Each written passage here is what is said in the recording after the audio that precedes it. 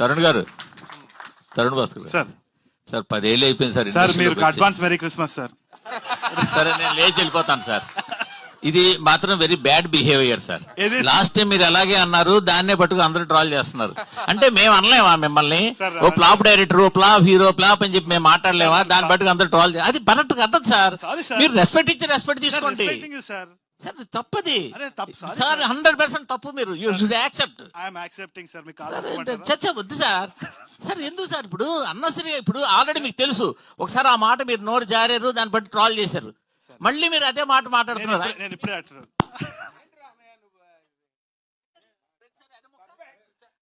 Sir. Sir sir sir sir sir sir మళ్ళీ మనం message చేసుకుంటాం, మాట్లాడుకుంటాం. ఎందుకు సార్ అది?